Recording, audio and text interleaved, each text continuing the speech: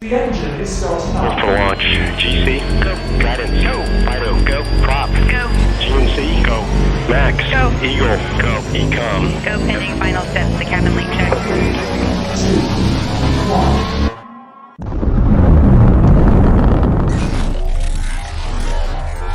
Is there anyone here that would like to communicate with us? Can you give us a sign?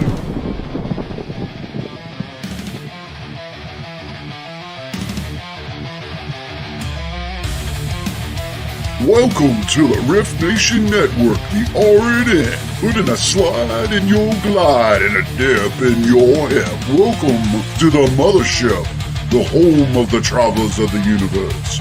With shows throughout the week, you can find us at Instagram, Twitch, Facebook, YouTube, Spotify, and more. Everything you could want, everything you can need right here, right now. From the paranormal to the supernatural. From comedy to the spiritual. And now, your featured show. Shall we begin?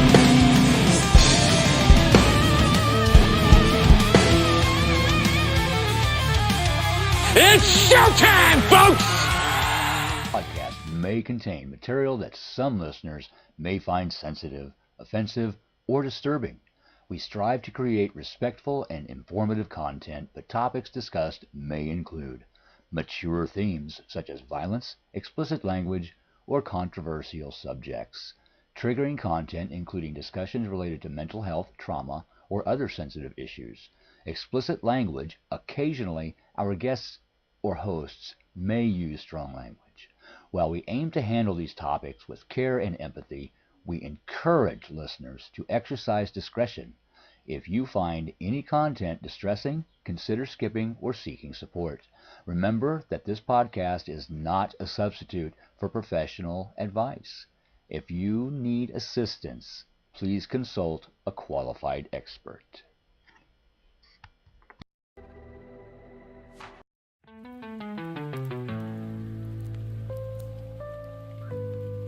Welcome to the Forgotten Library,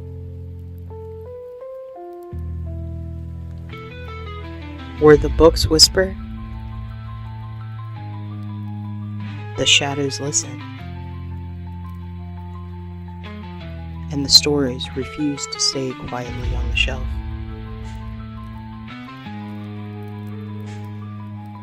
I'm your host, Christina Spencer.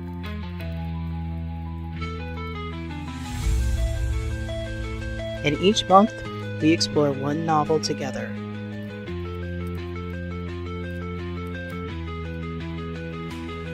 With 3 one-hour live episodes of immersive, read-aloud chapters.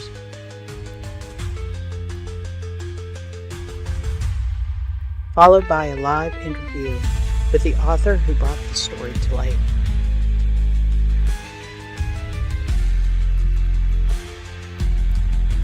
So find your favorite comfy chair, a soft blanket, and a hot beverage. Light a candle if the darkness scares you. And settle in for story time.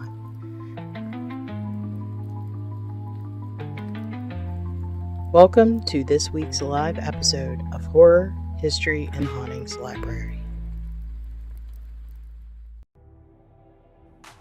Hey guys, welcome to Horror History and Hauntings Library. I'm your host, Christina Spencer.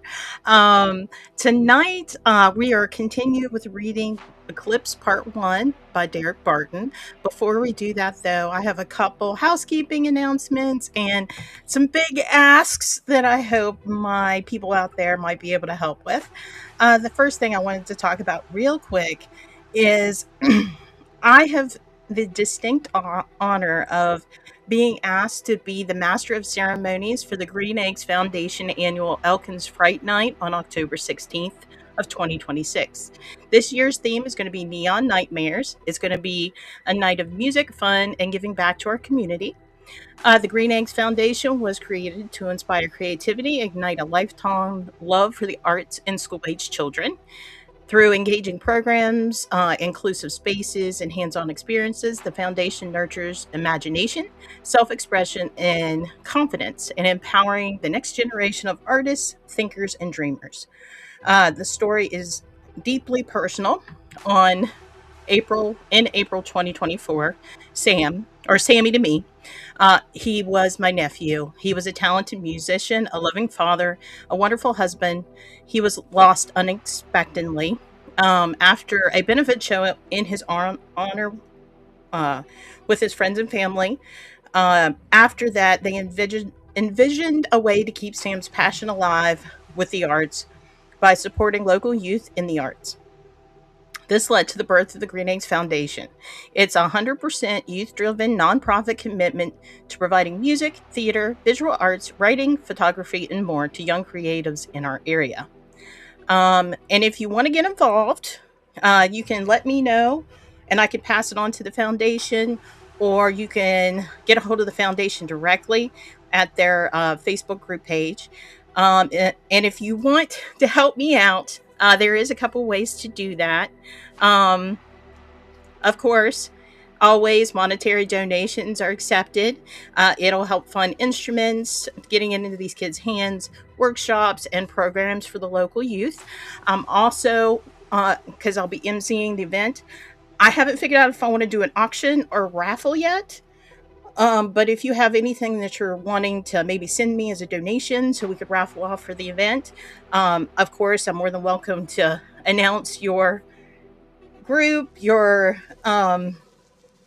if you're a band, if you're a show, if you're a paranormal investigation team, if you make movies, whatever it may be, if you want to donate something for the raffle, I'd greatly appreciate it, and I'll send you my address for that.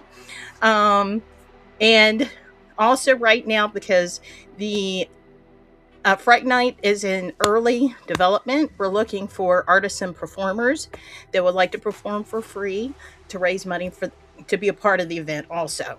And it doesn't have to necessarily be heavy metal. It's a lot of heavy metal driven, but it doesn't technically have to be heavy metal. You could be a poet. You could be a different genre of music. You could be a comedy artist, whatever your performing art is, fire dancing, I don't know, and you would like to help out. It'll be in Elkins, West Virginia, April 16th. So please let me know if you're interested. The other thing that I'm helping out with, see, I'm busy. I'm a busy girl. Is I'm helping my friend Heidi McCack from Heidi McCack Films. She is producing an amazing multi-episode horror filmography project. It's called Wherein Lies Continue. The story basically is really super intense. Emma's been having psychic visions that turn deadly, and there's a twist. She's actually the killer. Her sister Melanie is on her trail, but does she know the truth? It's dark, suspenseful, and totally binge-worthy. Plus, Beatrice Bopple from Nightmare on Elm Street 5 is in it. Yes, that's the Beatrice Bopple. The perks involved, if you want to let her know that you'd be interested in being a producer, is an IMDb credit. You get an autographed poster from the cast. You get early episode access, and you can even get time on set. And we can even get you maybe a autographed photo with of Beatrice Bopple herself. So if you want to bring this story to life and be part of something wickedly cool, message Heidi McCack directly, and let's make this indie horror magic happen. So thank you for your time, letting me get through that. I know those two are big ass, but it's two projects I am passionate about that I'm trying to get the word out and see if there's anybody out there that's willing to help or provide any type of help with those things. All right. With where we left off in Eclipse Part 1, we finished Chapter 2. So far, as a quick synopsis, we have met Mitchell, the mild-mannered, gentle giant of a teacher that has dark fantasies. And when he gets into a car accident, a bad car accident, those dark fantasies turn into something more. And he starts referring to them as an alter ego named Vile. And they're pushing him to do dark things, which he does. And he no longer wants to go by Mitchell. His personality changes. He becomes Mitch. And he does his first kill in the first 2 chapters. So we're going to start off at Chapter 3. And just to make everybody aware ahead of time, I am not going to finish the book completely. I always want to leave the audience with a little bit of mystery, so you can go buy the book yourself and finish it off. I know there's a lot more excitement to come, so let's get into it. I got to take these off because I'm blind either way. I can't see up close, can't see far away, and I can't find my readers, so bear with me. So, Chapter 3. Let's make sure, yep, our music's on. Oh, we got to get Bob up here. What am I doing?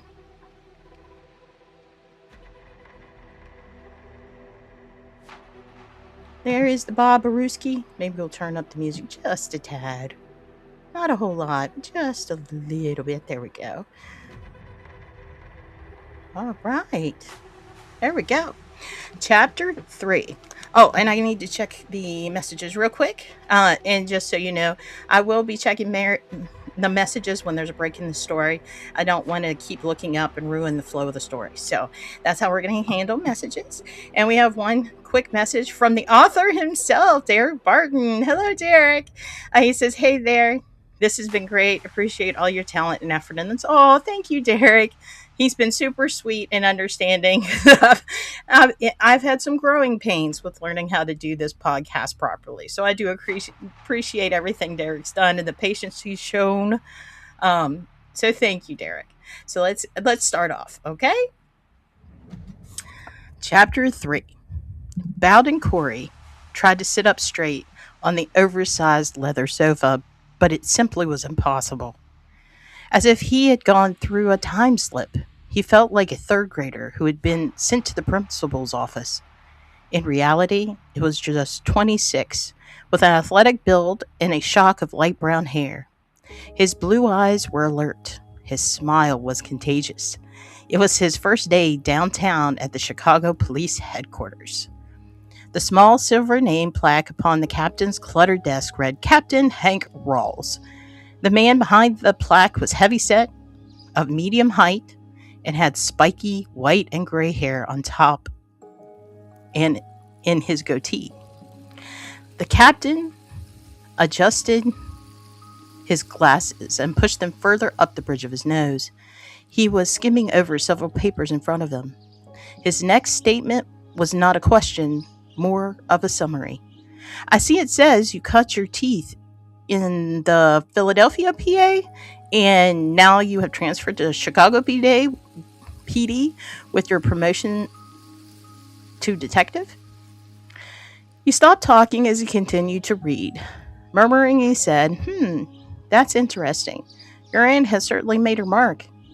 Bowden smiled, but the captain continued to ignore him.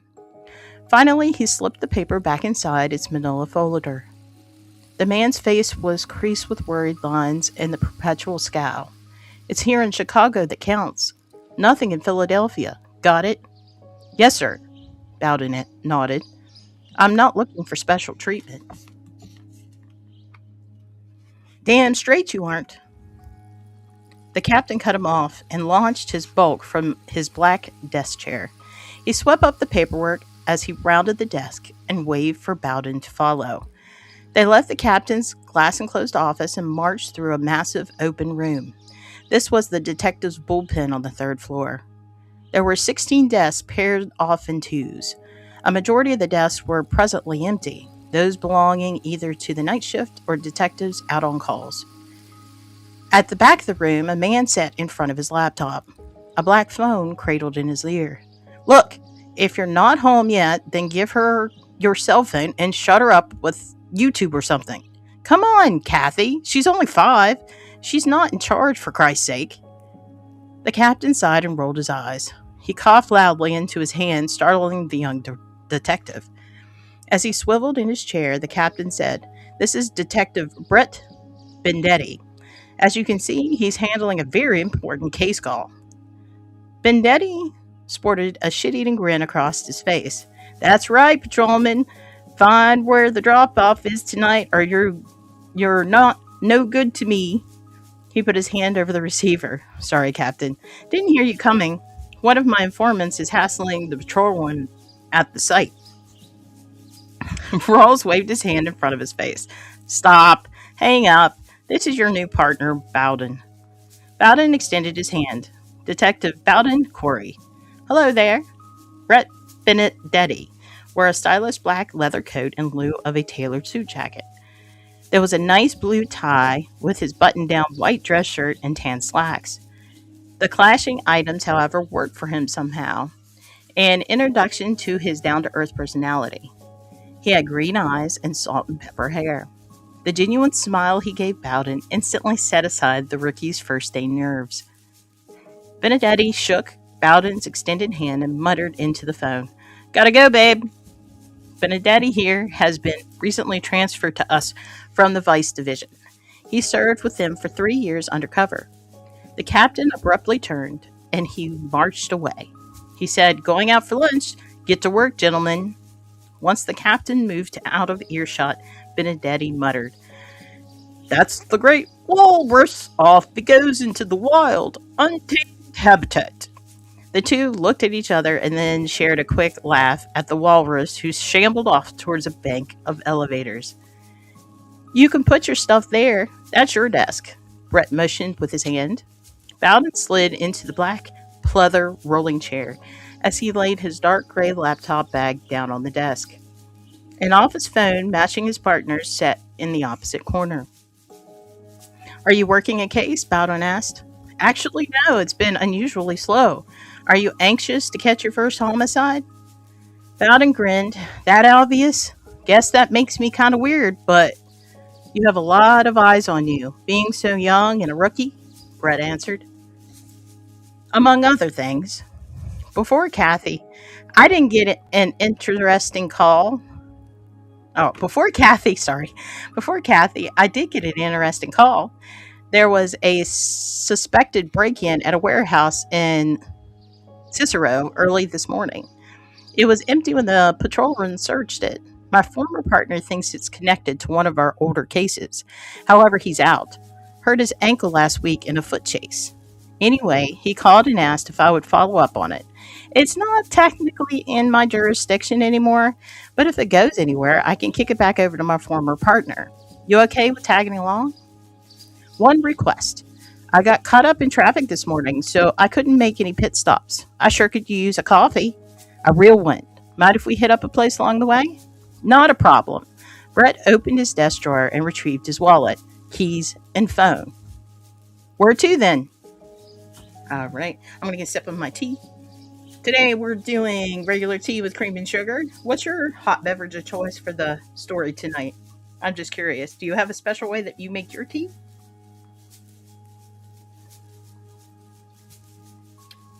"Okay. Kind of a drive, but it's on the clock, right?" Benedetti chuckled. The warehouse might have some hidden evidence we have been looking for." Minutes later, the pair were driving in his Buick Investa. The day had grown colder, but the heater was out. "That was some blast last night, wasn't it?" Brett asked, making small talk. He cupped his hands and blew into them, trying to warm his fingers. Yeah, did you get caught up in it? We only got 2 inches, maybe more, Bowden replied. He was busy looking at all the passing shops and businesses. Brett leaned over and opened the glove compartment. Hope you don't mind. He didn't wait for a reply as he retrieved a vape pen. Soon, watermelon and strawberry smoke wafted through the vehicle. They went deeper into the suburbs. The skyscrapers, the parks, and the fashion malls gave way to the cluttered residential homes, rundown hospitals, and dilapidated mom-and-pop shops. Bowden had lost interest and sat quietly in the passenger seat. He had dug out his iPhone and browsed a history site of Chicago. The road trip had grown long and tedious. You aren't much for conversation, Bowden, Brett joked, and then yawned. So, why Chicago, not Philly PD? Huh? Oh, well, my family has a bit of a history in the PPD, and I want to make my own name, you know? I get it.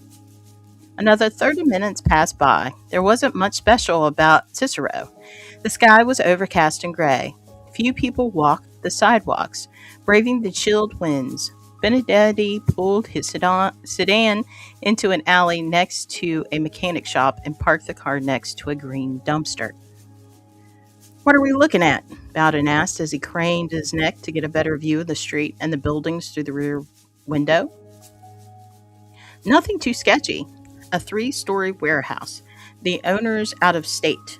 An alarm for the side door went off this morning. When they contacted the owner, he stated the building was empty and had nothing of value worth stealing. He thought it was probably kids. It's taped up pending further investigation. Bowden asked, why do you think there's merchandise inside? The owner lives in New York and is connected with a suspected smuggling ring. He told the police not to worry about the alarm. Said he'll check on it tomorrow. I'm hoping we beat him there and we find out what he might be hiding. I see. It's a little thin. I know. But we have to run down all our other leads, Brett said. We will approach on the east side, which is near the back of the building. Once you're in, you can search the ground floor and I'll take the second. We are looking for crates marked Adonix. That's a retail company in New York. It's a front. They ship speaker components in from Germany. We suspect that the speakers are stuffed full of bricks of heroin. How did they get here in Chicago? That's the funny thing. Cargo inspectors pulled the shipments aside due to the suspicious nature of its travel from overseas. 3 men who tried to claim the property were detained and then arrested after the bricks were found. While the New York DA was arranging charges, file dates, and etc., one of the 3 men was found shanked in his cell. Then, poof, no one knew where the evidence went. Somehow, 4 shipping containers fell mysteriously through the cracks and all charges had to be dismissed. The murder was deemed a prison incident, which is also pending further investigation. In other words, they don't know and don't care. No evidence, no conviction, no glory. Exactly, Benedetti nodded and took a long drag from the pen. Bowden waved his arms in the cloud. Does this really help you, man? Sorry, he said and rolled the window down a few inches. Been trying to stop smoking for a few years. The vape is low in nicotine at least. It's a minor victory. Baby steps, you know. He shrugged. It's your car. Your call. So if you find these crates, then what? I'm not sure, honestly. It's more of a chance to get the heroin off the street. Plus, if there's a clue as to how it arrived in Chicago, then I can give my ex-partner some insight into the network and maybe they can do some damage. The perp who died in prison isn't my concern. Got your service revolver? Yes. Do you think someone's in there? Not really. It was probably just kids. My guess is that this was a dump site.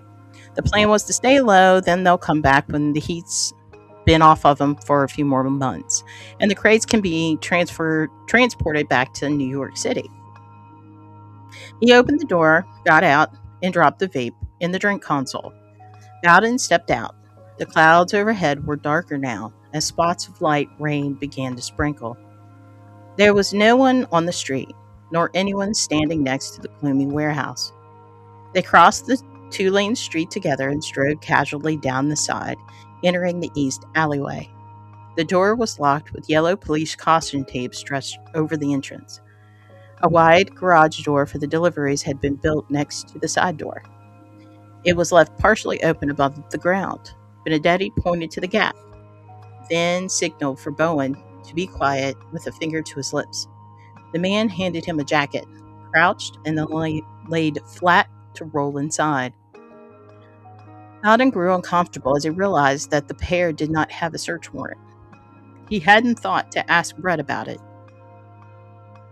The lock clicked. The door opened. His new partner stood, a wide grin on his face. Easy peasy. We need a warrant. For what? We're detectives. This is a crime scene, see? This is a fact-finding expedition.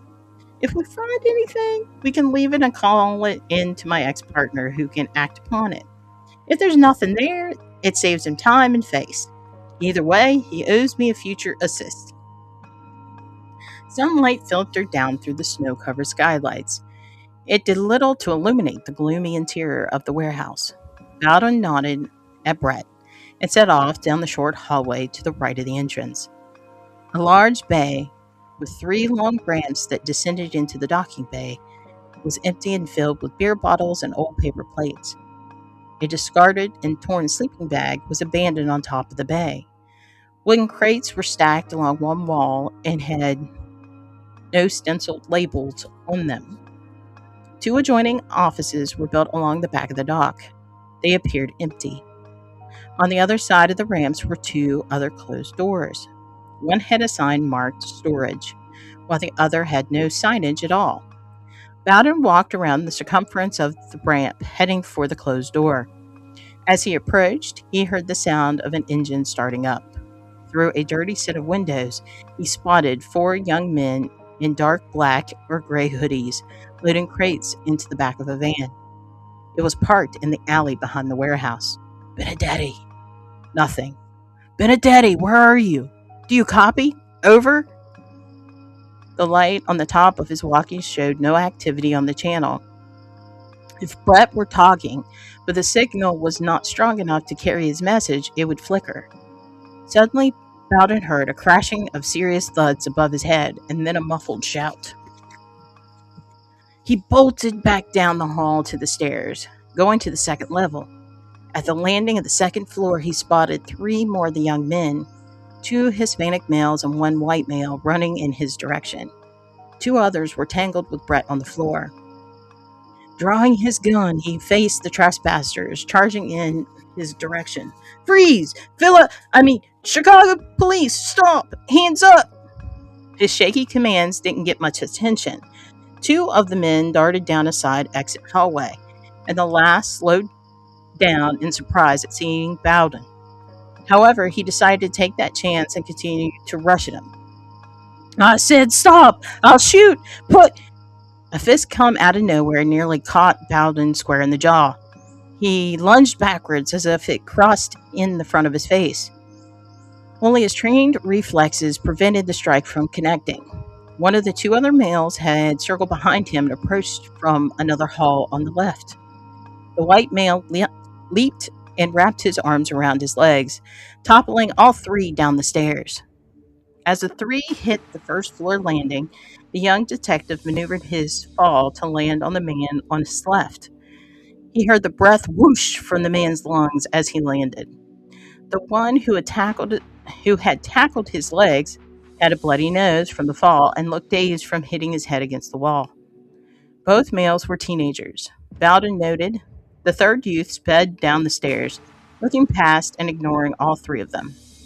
Bowden accepted that loss. He had no time to give chase. His partner was in trouble, so he fled back up the flight of steps. One of the teenagers was flat on his back with a bloody lip and bruised cheek. His eyes were closed. A black walkie-talkie lay in pieces by his head. Brett still struggled with the second teen, a large black youth, husky with broad shoulders, probably brought along to be the group's muscle, you know? A broken bat lay near the two combatants.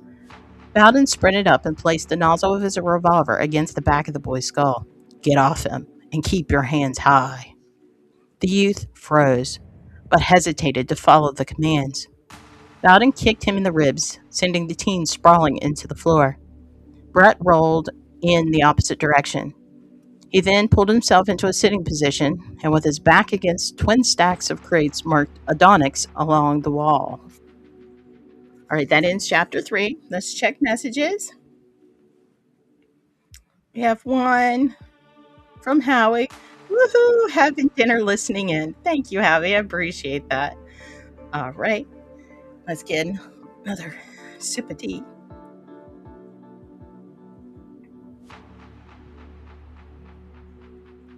And feel free, guys, leave messages in the comments if you like this format. If you have any ideas of things I could change to make it better, I'd love to hear them. So, in other words, let's move on to chapter 4. Bowden hesitated. He stared intently at his cell phone lying on the desk as if he expected it to come alive and ring at any minute. Sighing in confusion, he picked it up and punched at the contacts button. He focused on her name, Lindsay Corey, Aunt Linz, as she preferred. He swallowed and continued to stall. He was unsure why he was so nervous about calling her. She never judged him or gave him lectures of any sort. If anything, she was always a fountain of support and motivation. Her advice had led him to start his law enforcement career in the first place. Being an officer, then a detective, had worked incredibly well for her, and she felt it would be beneficial to him as well. The phone rang 3 times, then went to voicemail. Hey, Aunt Linz, it's Bowden. Give me an incoming call indicator beat through. She was already returning his call. He switched over to her line. Hey, she said, sounding breathless. Sorry, I was hauling groceries in, and my hands were full. What's up? Yeah. He lay back on the black couch and sipped from a plastic bottle of water. Give me a moment. He heard the paper bags crinkling as she dumped them heavily on their kitchen counter. Then more sounds as she opened and closed her refrigerator door. He waited patiently, glad for the pause to collect his thoughts. She swiped up the phone and continued to sound breathless. How was your first week? Her words were tinged with excitement. He heard ice cubes clink in a glass, followed by pouring sounds. Well, not so good. I got suspended for a couple days. Oh, bloody hell, Bowden. What did you already screw the pooch? How did you already screw the pooch? Her words caught him off guard, and he burst out with belly laughter. It was inappropriate for him to act this way, but all the inner tension and turmoil he'd been holding inside just gushed out. She waited in silence and didn't interrupt him. When his laughter stopped, she asked, Feel better now? Yeah, sorry. You needed that, huh? She asked, but didn't wait for an answer. Bowden heard a snapping sound and clicking as she lit up a cigarette on her end. That's not good, he said. You start smoking again? Yep. But you don't get to derail the topic. What's going on? Spill it. Well, my new partner, a guy by the name of Brett Benedetti, and I went to investigate this warehouse. It was possibly involved in drug hauling. It wasn't his investigation. We had no legitimate reason to be there. Benedetti was going in as a favor for an old partner of his. Anyway, we got jumped by a group of gang members known as the F-15. You all right? Yeah, just bruised a bit. Benedetti took the worst of it and is recovering in the hospital for the next few days for observation. She took a deep drag from the cigarette. I'm waiting for the good part. I had to let most of them go to stop the teens who were beating him. They took away all the evidence that we were hunting for. My captain was irate. She said, He said that we wasted police resources. Also, we probably made the city liable for an excessive use of force from the families of the two boys we arrested. I'm on suspicion, or I'm on suspension until my partner gets out of the hospital. He doesn't want to force someone else to supervise me. This will also be going in my file. Bowden had his face in his hands by the end of the summary, and the weight of the world crushing in on his shoulders. That it? She said with no emotion. You aren't leaving anything out? No, but I really messed up. No, kid, not really. It feels like it, I'm sure. For one, you saved your partner from even more serious injuries. Two, it's only a suspension. It's easy to do. Cop life isn't simple. Every day, you'll face complicated situations and scenarios where you will make split second decisions. I would guess you were suspended more on the fact that they didn't trust you alone and had no one to put you with. It was a simple solution. Your captain is an asshole for trying not to work it out. He took the easy way. He's no fan of yours either. Huh? Malden took another drink of water. He wished he had a bottle of whiskey instead. He threw your name at me, saying that hiring me was just a city PR stunt. Your name is getting recognized across the nation as the upcoming motivated female detective. He then said the city now regrets it for sure.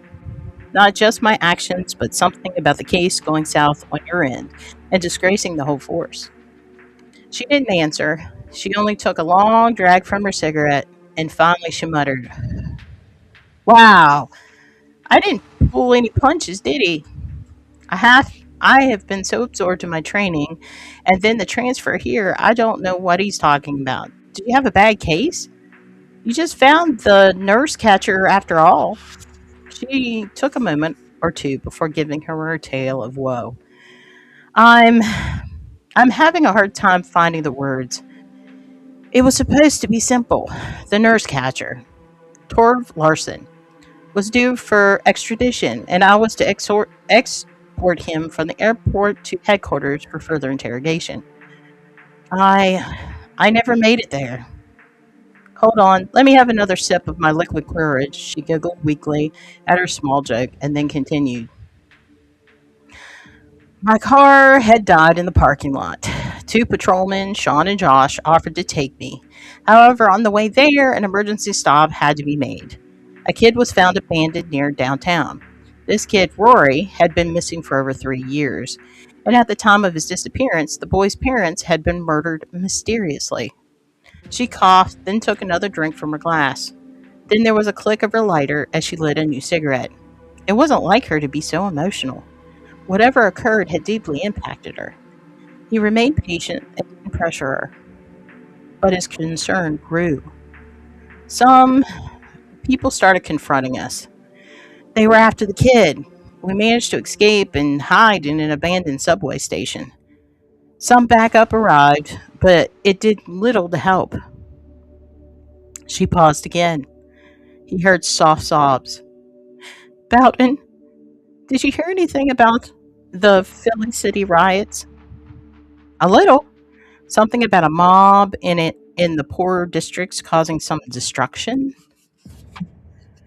Yeah, those people. The ones chasing us were the mob.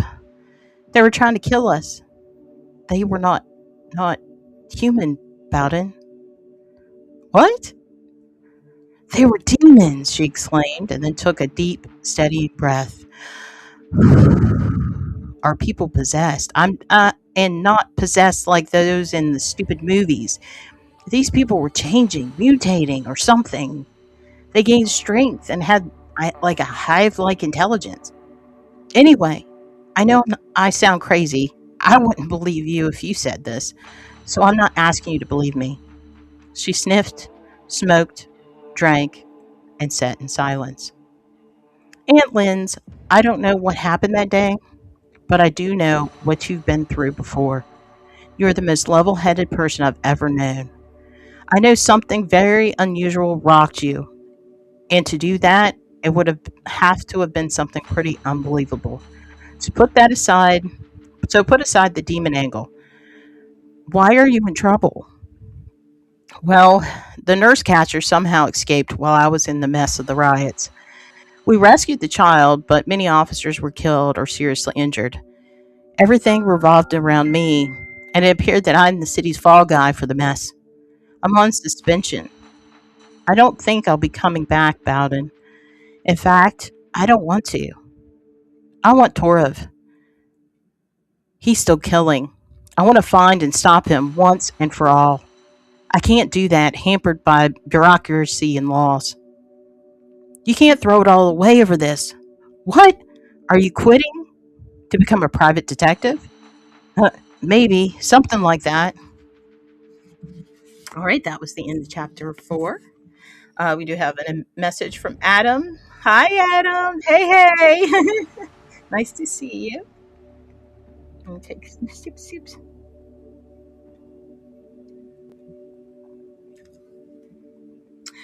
Chapter 5, Halloween, October 31st, 2025. It was an Afghan. That same damn dog, Mitch mused. His hand was up, holding a thick stick of white chalk halfway through listing the day's assignments. It had only been 2 weeks since his return to the classroom. Once, at age 3, he had been mauled by an Afghan. Nightmares of the dog chasing and hunting him plagued his sleep for years. Now the sudden flash of memory had derailed him. He recalled a blur of orange-brown fur lunging forward and crossing the icy patch of the freeway. He hadn't had any memory up until now of the incident. Doctors told him he lost control and slid into a large tree. Friends and family told him he was lucky to be alive.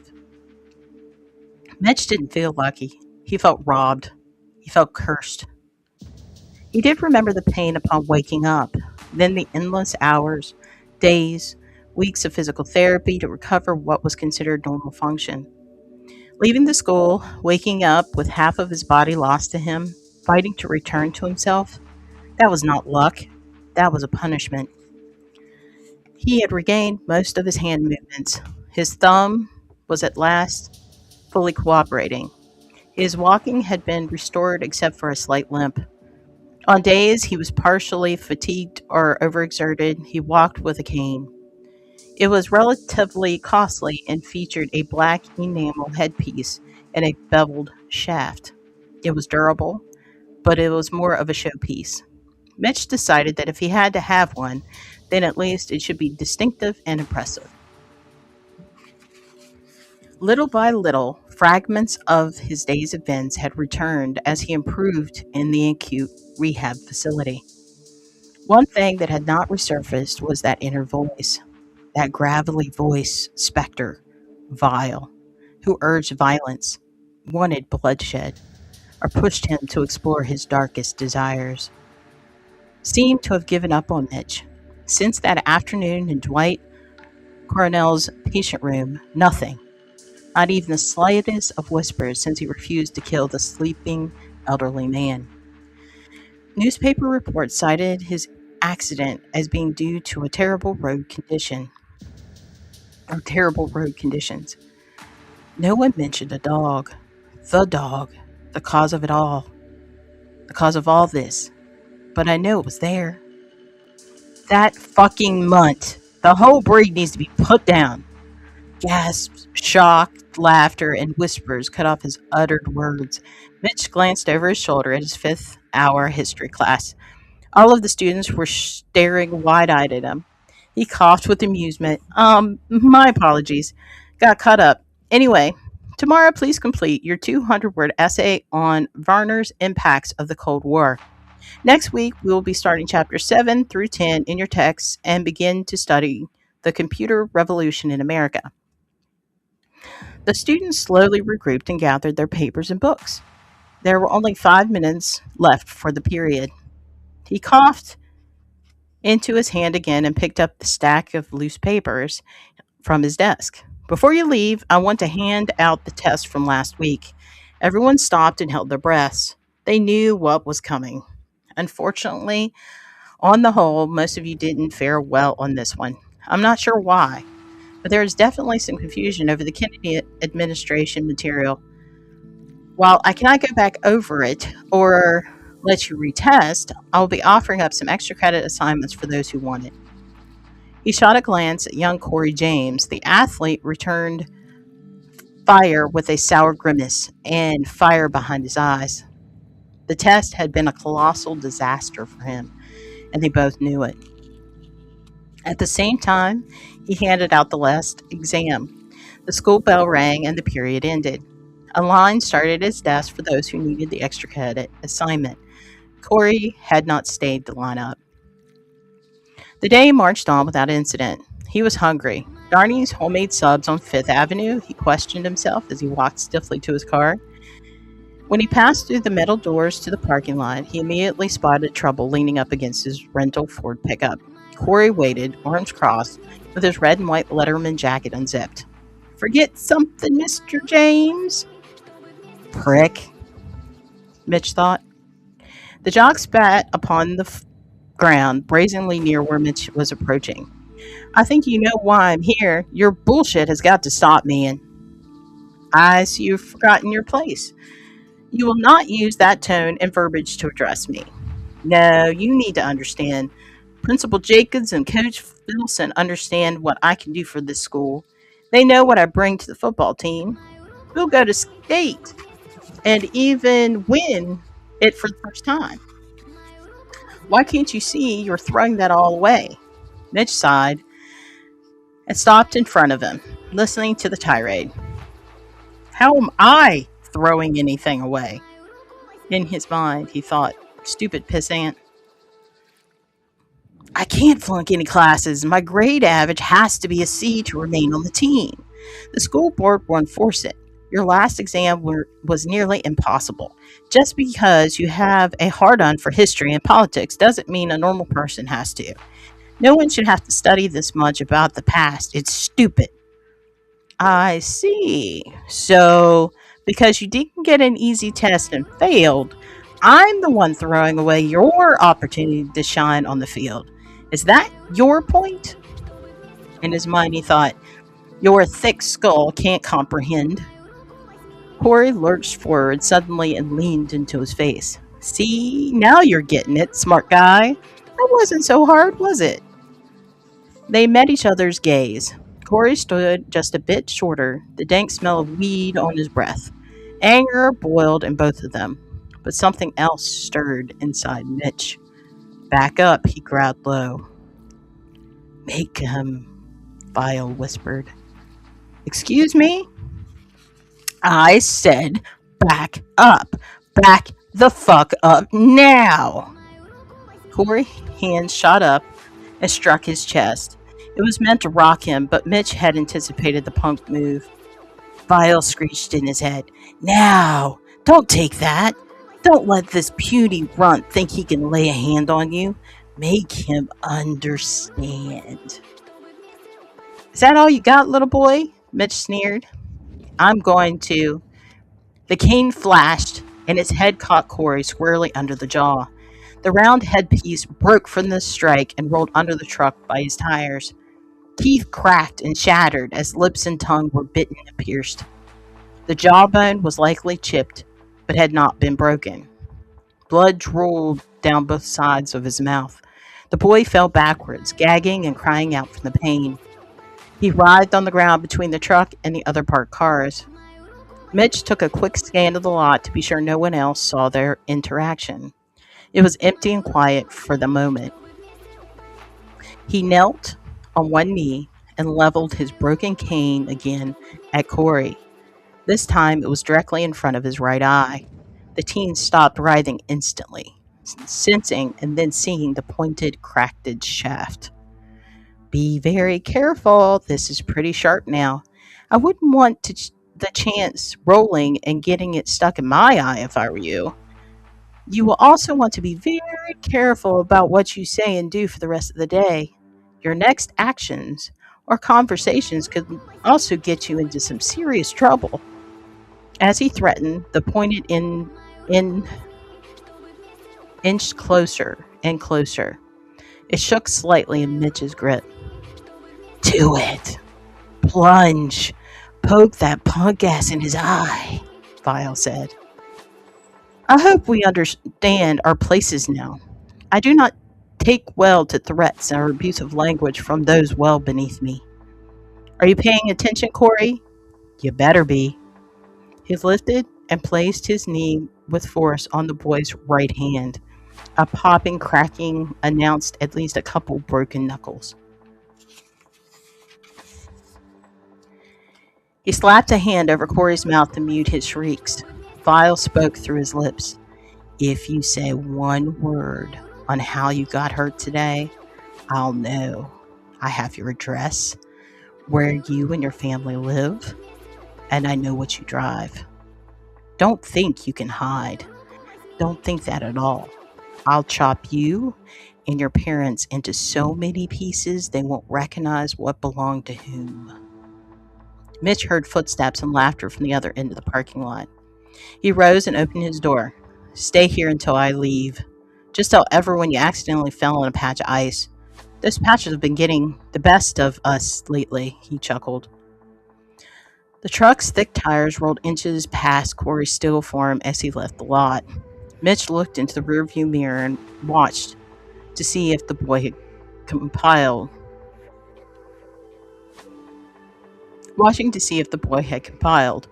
He caught sight of his reflection. The menacing grin and wide smile stunned him. A swirling madness behind his eyes. A laugh bubbled out. That's more like it, Mitch. Well done, celebrated Vile. But next time, roll over his legs. The voice came through his lips again, and it sounded alien to his ears. There was a deep, dangerous inflection. The promise of pain bled through. The voice scared Mitch as much as it excited him. So that's chapter 5. I want to read at least 1 or 2 more chapters tonight.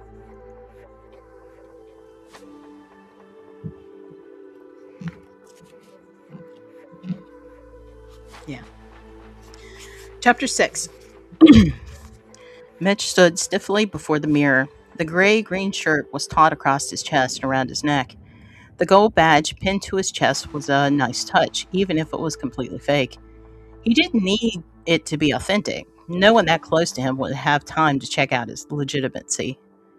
He lifted the dark sunglasses further up on the bridge of his nose. They were mirrored and very stereotypically cop-like. But when he saw the thick brown beard glued with spirit gum on his face, he burst out laughing. Shaking his head, he dismissed the ridiculousness of the costume and tried to get serious. He pulled on the slacks and fed a leather belt through their belt loops. After lacing up his black boots, he stepped in front of the mirror again. From a short distance, he was pretty convincing. Mitch turned and walked down the long hall to his bedroom. The full-length mirror was placed at the other end. With a confident swagger and an air of authority, he stalked toward it. After watching several hours of TV show Cops and several more hours practicing, he was confident he had the walk down. A black Glock sat with a box of bullets on top of his oak dresser next to a wide-brimmed felt hat. The gun was real. He had no true intention of using it, but it was his backup plan if all went to shit. You're a changed man. Your luck has also changed, Mitch, Violet assured him, the voice gravelly but yet smooth as silk. You won't need that gun. All will go point by point, just as we planned.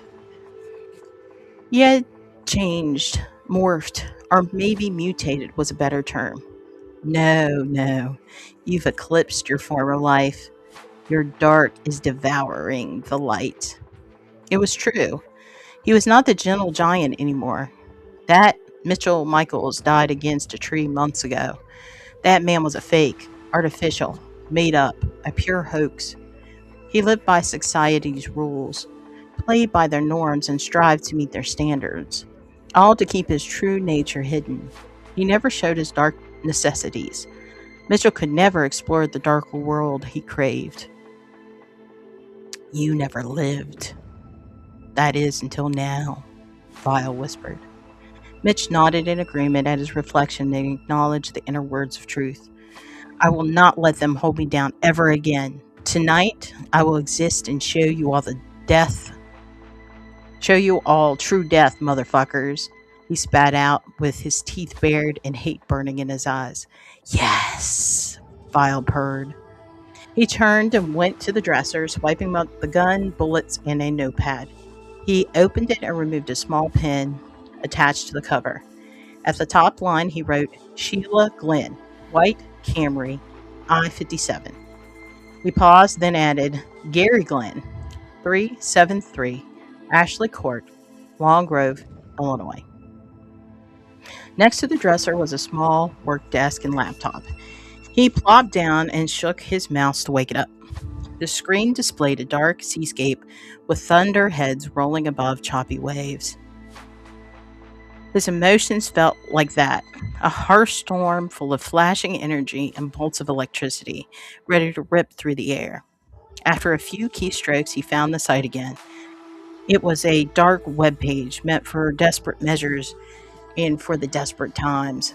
Desperate men seeking illicit sex, torrid fetishes, or even foul murder. He scanned the page a bit.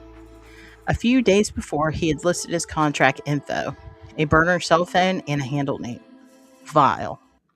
Now it was time to remove the only link to him.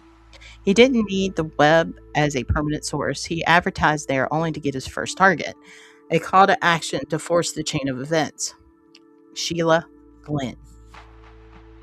If you aren't my first, then there will never be another. He decided it was do or die as he glanced over at his preparations in the master bedroom. The shower curtain was removed. Bottles of bleach were lined up on the floor. A towel with 5 large butcher knives in a row were placed with care on the countertop. Rolls of duct tape were stacked, and a white tarp was folded on the toilet seat. Vile whispered, We have worked every scenario. Focus on the reward. To feel her hot blood washing over your hands as you squeeze the life from her. Focus. A rumble shook his condo walls. The rumored fierce storm that the weather channels had all predicted had come to fruition. Rand would help hide any small flaws with the cop costume. He stood again before the mirror. They were ready. He and Vile grinned at one another. It was fast approaching the hour of his hunt. Mitchell's fingers fondled subconsciously at the set of black zip ties tied to the belt. 5:17 a.m., November 1st, 2025. He did it last night. He crossed over that crucial line. Murderer. The skyline brightened further from a dull beige to a faint gold aura on the horizon. Rays peeked out from between the leftover storm clouds. The soft patter of random fat drops played a staccato solo on the rooftop of Mitch's car. None of this registered to him. All of his senses were locked in, everything internally smothered as he relived the night before over and over in his head. Balled up in his fist, he had Sheila's thin necklace with a small gold crucifix that bit into his skin. When her body had quit twitching, her last struggles of life and breath ceasing, he opened Sheila up with a box cutter from his pocket. First, he drew long lacerations down her arms and across her wrists. The blood was barely moving due to the last feeble pumps of her heart. Then he slit her jeans and opened the arteries in her thighs. He crawled inside the trunk, going face to face with her, pressing close to her corpse. He used the blade to cut her throat, nearly decapitating her. The blood flowed slowly, mixed with the rain. He scooped some into his hands, smeared it onto his skin. He laughed and tucked his face under her chin as he snuggled close like a lover. The oozing, warm liquid ran down his nose and chin. His tongue hesitantly flicked out to taste its metallic flavor. Mitch rolled in the growing pool. He felt like a dog squirming on its back when it found a scent in the backyard grass. He coated himself, slapped it on his arms, splashed it on his face, needing more. He clasped his large arms around her and squeezed. They were entangled in this morbid dance until he felt her body starting to stiffen. The onset of rigor mortis had been sped up by her blood loss. It broke through the fog of ecstasy he had fallen into. Climbing in with her had not been part of the plan. It was such an exquisite yet dangerous thing to do. Vile, this is beyond stupid, he screamed inside. He had been extremely exposed. There are two obvious vehicles pulled up onto the side of the freeway. Anyone could have come by. Yet at that moment, it hadn't mattered to him. He would have gladly died right then if it were required. His life's darkest wish had been fulfilled. Mitch had given in to his need. He didn't need to wait for Vile to suggest it. Now, in the early morning hours, he rested behind the wheel. His hands, face, and neck were caked with her blood. His whole being was wretched to behold. While the last of the rain had washed away most of Sheila's blood from his poncho and pants, it stained his exposed skin. He shook his head slowly. We cannot be that reckless. Yes, I know. The smooth, gravelly voice answered, yet ignored him. But you want to do it again. Soon. Vile, let me have control. I promise I won't let us get caught. But your greed will, okay? Mitch's eyes scanned the interior of his car. Splatters of blood, smeared handprints, runoff mud, and gore were everywhere. That strong, burnt smell of her flesh floated in the air around him. At the end, he had used fire to destroy any trace of himself in her trunk. He'd have to burn his car too, he realized. You aren't a teacher anymore. No, he agreed, and then sighed in relief and gratitude. Murderer. All right, we have one more chapter I'd like to complete tonight. Just bear with me one second here. Let's check messages. And Adam said, "Sound good." All right, thank you, Adam. I'm glad the sound's doing good, and you like the content here. All right, let's finish this last chapter. Chapter 7, 6:27 a.m., November 1st, 2025.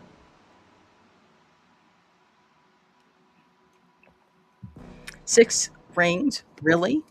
Post dispatcher Samantha Derringer's nasally voice bled through his cell phone and into Bowden's car. He was all alone, still dressed and partially covered by a cheap white sheet and blue comforter.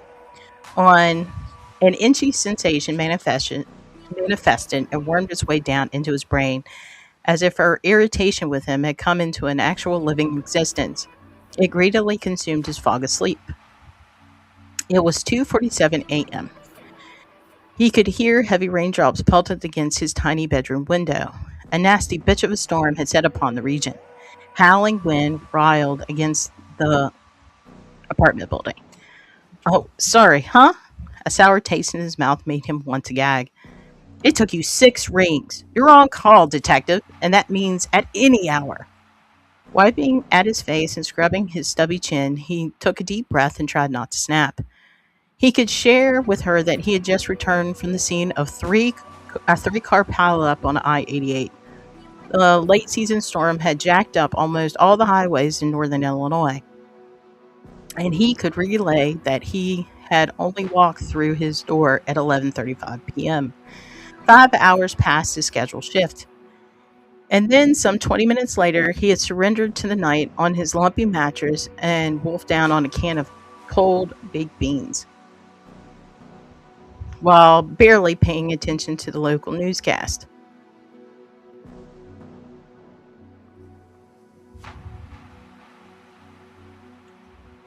All of his story was true and tragic, yet it would hardly be abnormal, and undoubtedly the seasoned dispatcher wouldn't have cared even if it had been his own mother in the pileup. At that hour, empathy and sympathy were minute commodities held by few. Yes, I'll keep the phone closer. What do you have? He said, trying to appease her. He caught a glimpse of his haggard face in the adjacent bathroom mirror. Had he lost weight? He wondered. She sighed loudly. You and your partner need to head up the scene of an 1190 on I-57. I'll send the exact pin to your GPS. What's your ETA? He bolted from the bed sheets as he repeated, At 1190? You sure?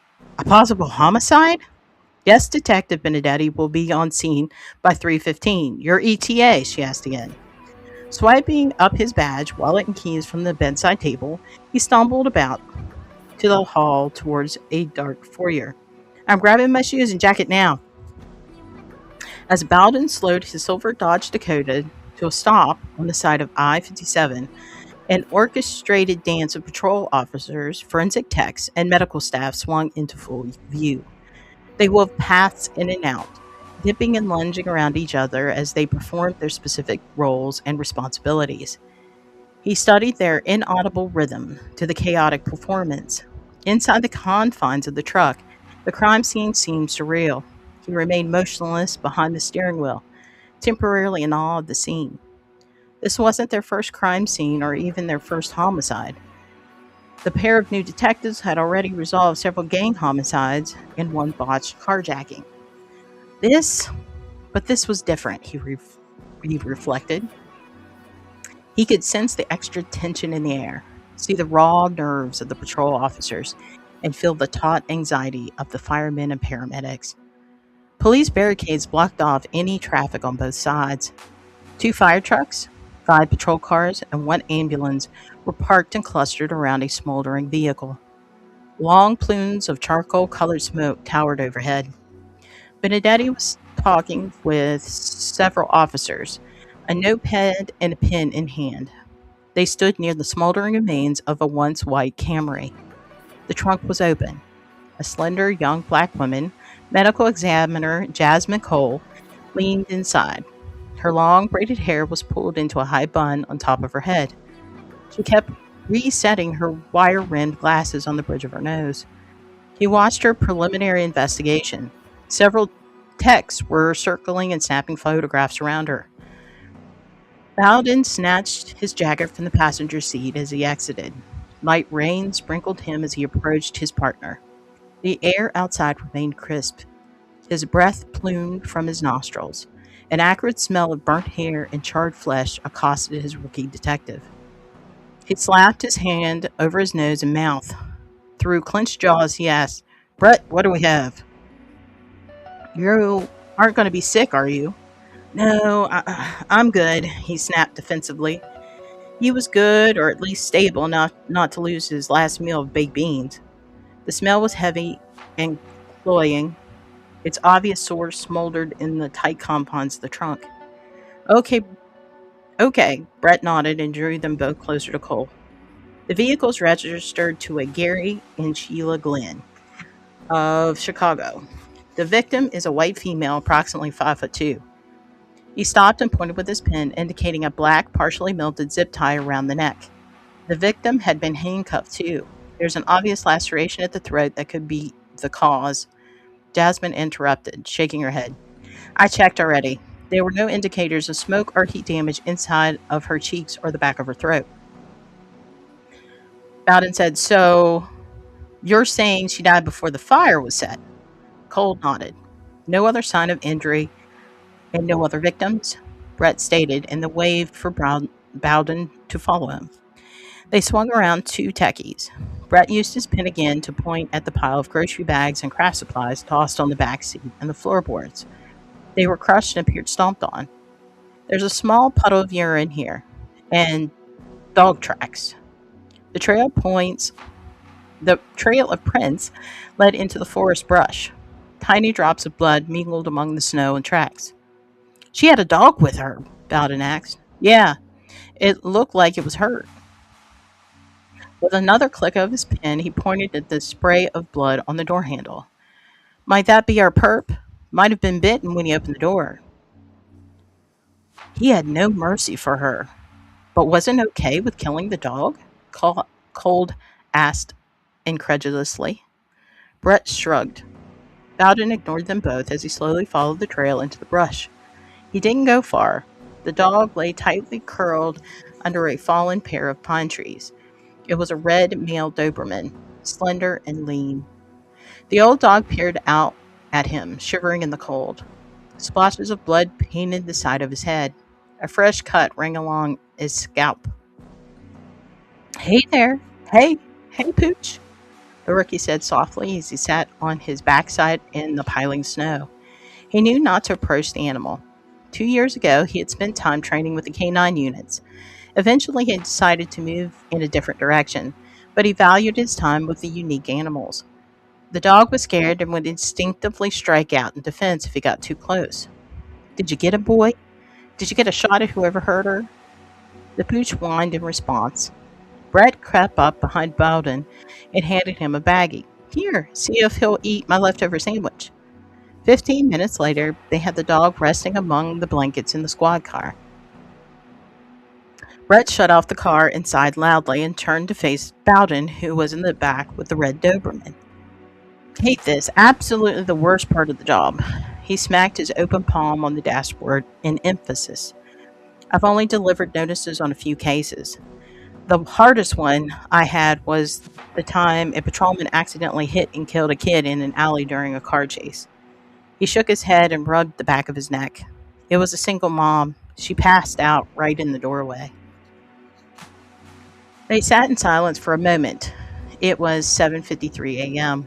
Long Grove, the suburban neighborhood, was quiet except for an occasional morning jogger.